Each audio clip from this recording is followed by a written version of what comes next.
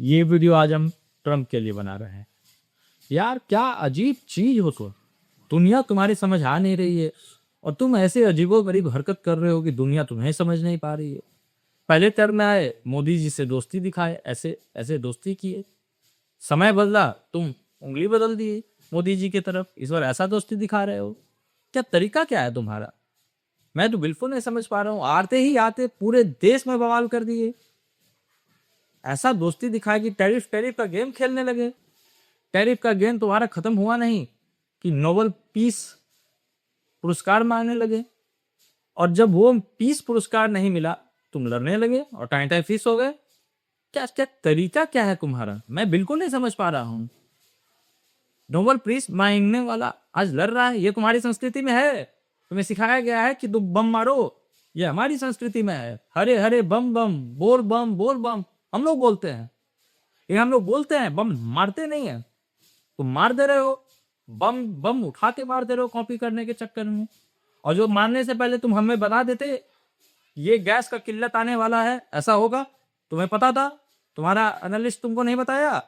हमें बता देते। हमारी मोदी जी नाली में से पाइप निकाल करके गैस बना देते, हमें किल्लत नहीं होती, लड़ते रहते तुम लोग।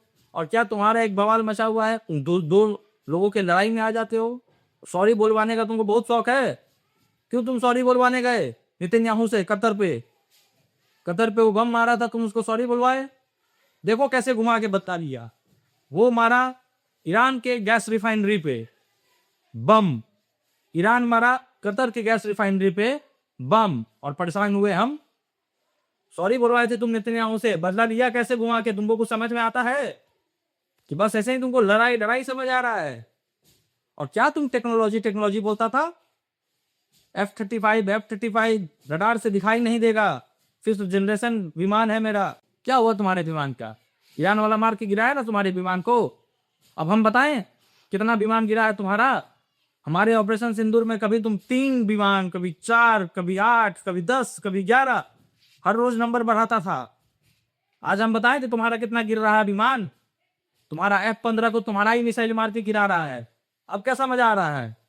कतर में अपना ही विमान उड़ाते हो और अपना ही मिसाइल से गिराते हो। 3 तुम्हारा F-15 गिर गया, पता है तुमको?